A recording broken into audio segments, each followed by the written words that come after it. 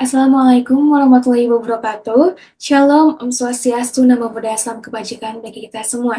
Sebelumnya, perkenalkan nama saya Ethel Reda Maria Repitawea dari kelas SI 23F. Pada kesempatan kali ini, saya akan menjelaskan tentang materi reproduksi tulisan.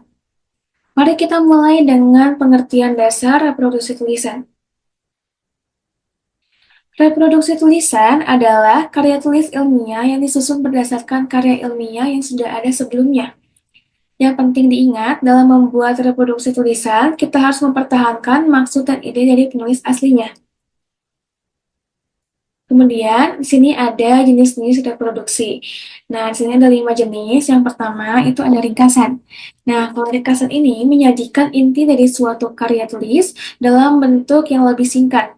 Kemudian yang kedua ada ikhtisar, yang dimana memberikan gambaran umum tentang isi suatu karya tulis dengan fokus pada ide-ide utama. Yang ketiga ada abstrak. Abstrak itu menyajikan ringkasan singkat tentang karya tulis ilmiah, mencakup metode penelitian, hasil, dan juga kesimpulan. Kemudian yang keempat ada sinopsis. Nah, sinopsis ini adalah merangkum isi cerita atau novel dalam bentuk singkat dengan tujuan memberikan gambaran umum, plot, dan karakter. Kemudian yang terakhir, ini ada sintesis. Sintesis ini adalah menggabungkan beberapa sumber bacaan untuk menghasilkan pemahaman yang lebih menyeluruh tentang topik tertentu. Baik, kita langsung mulai. Yang pertama itu adalah ringkasan. Untuk ringkasan, dalam membuat ringkasan ini ada 4 tahap yang penting yang harus dilakukan. Yang pertama itu ada tahap membaca. Nah, di sini kita perlu memahami tujuan penulis, pokok persoalan, dan sikap pengarang. Misalnya, apakah pengarang sedang menyindir, mengejek, atau menegas sesuatu. Kita juga perlu memahami bahwa sikap pengarang ke pembaca. Apakah mengajak, memberitahu, atau justru melarang? Baik, yang kedua, ini ada tahap menyeleksi. Nah, menyeleksi ini memisahkan pikiran utama dan penjelas, mengumpulkan pikiran-pikiran utama dan memilih informasi penting yang mendukung inti bacaan. Baik, yang ketiga ada tahap menulis. Tahap menulis ini di sini kita menulis ulang dalam bentuk yang lebih singkat, tapi tetap mempertahankan keutuhan maksud penulis asli. Kemudian yang terakhir adalah tahap membandingkan. Kita mereproduksi inti bacaan dengan bahasa sendiri.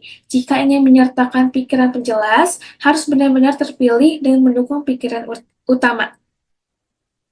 Baik, yang kedua ada ikhtisar. Prosesnya itu meliputi yang pertama, membaca teks asli secara keseluruhan. Jadi, membaca teks asli secara menyeluruh dengan sesama untuk memahami alur pemikiran penulis. Kemudian yang kedua, menandai informasi penting. Menandai poin-poin kunci dan bagian esensial yang mendukung ide utama dalam teks. Kemudian, mencatat butir-butir informasi dalam bentuk kerangka ide. Terus yang kemudian setelah itu menulis ikhtisar. Nah, yang penting kita harus membandingkan hasil dengan teks yang semula. Baik, yang ketiga ada abstrak. Abstrak itu ringkasan singkat karya ilmiah. Nah, ada beberapa kriteria yang harus diperhatikan. Yang pertama, harus disajikan dalam bentuk paparan informatif. Jadi, abstrak disajikan secara informatif, objektif, dan jelas, memberikan gambaran singkat tentang isi karya tulis. Nah, yang kedua, itu menggunakan bahasa. Menggunakan bahasa apa yang harus lugas, singkat, padat, jelas, serta mudah dipahami oleh pembaca. Kemudian untuk kriteria panjang tulisan. Nah, panjang tulisan abstrak ini biasanya berkisar antara 500 sampai 1.500 kata. Namun dapat bervariasi tergantung jenis publikasinya. Kemudian ada isinya. Nah, isinya ini harus mencakup yang pertama masalah dan tujuan penelitian, yang kedua ada metode yang digunakan, yang ketiga ada hasil penelitian serta kesimpulan dan juga saran. Baik, yang keempat ada sinopsis. Nah, sinopsis ini ada 3 langkah utama. Yang pertama itu ada identitas buku. Jadi kita tuh harus menulis identitas buku secara lengkap. Nah, mencantumkan apa aja, ada identitas buku itu meliputi judul, pengarang, dan informasi penerbit seperti tahun terbit, penerbit, dan juga tempat terbit. Kemudian, membaca buku secara keseluruhan. Nah, untuk membaca keseluruhan cerita atau novel dengan sesama, itu untuk memahami alur cerita, karakter, dan juga tema utamanya. Kemudian ada menulis sinopsis. Nah, untuk menulis sinopsis ini, kita merangkum isi cerita atau novel dalam bentuk singkat, mempertahankan esensi cerita, dan menggunakan bahasa yang mudah dipahami. Kemudian yang kelima ada sintesis. Sintesis ini merangkum beberapa sumber. Di sini ada tiga yang perlu kita lakukan. Yang pertama itu menetapkan topik yang akan ditulis. Kemudian yang kedua kita membaca berbagai sumber bacaan dengan topik yang sama. Kemudian yang kita itu menganalisis. Masuk menganalisis ini kita mencari perbedaan dan persamaan antar sumber. Kemudian memilih bagian yang akan dikutip dan menyimpulkannya. Nah, yang sangat penting ini jangan lupa untuk mencantumkan sumber kutipannya. Baik, yang perlu digarisbawahi untuk semua jenis reproduksi tulisan ini memerlukan kemampuan membaca pemahaman yang baik.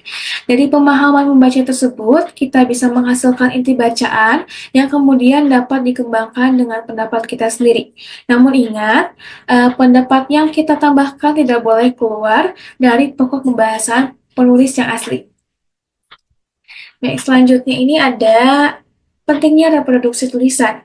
Nah, reproduksi tulisan ini sangat penting dalam dunia akademik karena yang pertama itu ada organisasi informasi yang dimana membantu dalam mengorganisasikan informasi secara efektif hingga mudah dipahami dan juga diingat. Yang kedua, meningkatkan pemahaman.